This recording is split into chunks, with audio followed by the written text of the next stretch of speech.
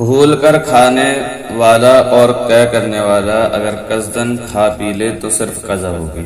مثلا کسی شخص نے بھول کر کھانا کھا لیا، بعد میں یاد آیا کہ وہ تو روزے سے تھا، اب اس نے یہ سمجھ کر کہ روزہ تو رہا نہیں، کچھ اور کھا پی لیا، تو کیا قضا کے ساتھ کفارہ بھی ہوگا؟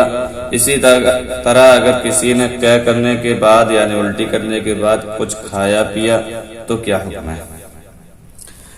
تو اس کا جواب ہے کسی نے بھولے سے کچھ کھا پی لیا تھا اور یہ سمجھ کر کہ اس کا روزہ ٹوٹ گیا ہے، قصدن کھا پی لیا تو قضا واجب ہوگی۔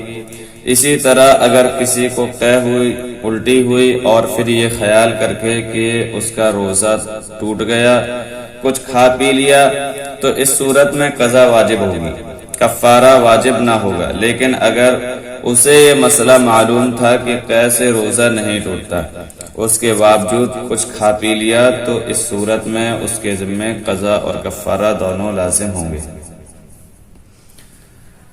ایک سوال ہے کہ اگر کوئی روزہ کی حالت میں ہے اور مسوڑوں سے خون آئے اور حلق کے پار ہو جائے تو ایسی حالت میں روزہ پر کوئی اثر خراب تو نہیں پڑے گا، خاص کر نیت کی حالت میں؟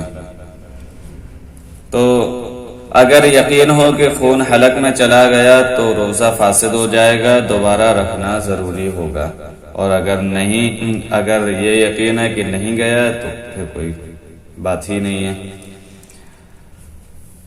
اسی طرح چند دوائیں ایسی ہیں جو مقام مخصوص میں رکھی جاتی ہیں بعد طہور کے پاک ہونے کے بعد، جسے طب کی اصطلاح میں شیاف کہا جاتا ہے۔ دریافت طلب مسئلہ یہ ہے کہ اس کے استعمال سے روزے پر کیا اثر پڑتا ہے، کیا روزہ ہو جاتا ہے؟ تو روزے کی حالت میں یہ عمل درست نہیں ہے، اس سے روزہ ٹوٹ جاتا ہے۔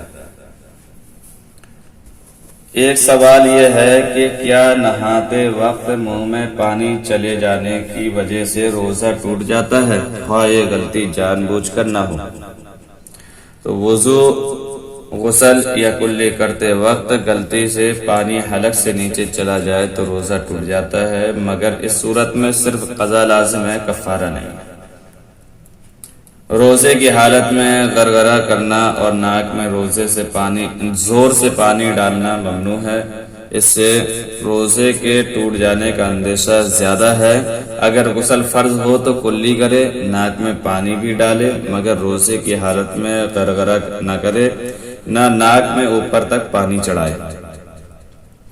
اسی طرح روزہ دار اگر سگریٹ یا حقہ پی لے تو کیا اس کا روزہ ٹوٹ جائے گا؟ تو جواب ہے کہ روزہ کی حالت میں حقہ پینے یا سگریٹ پینے سے روزہ ٹوٹ جاتا ہے، اور اگر یہ عمل جان بوجھ کر کیا ہو تو قضا و کفارہ دونوں لازم ہوں گے۔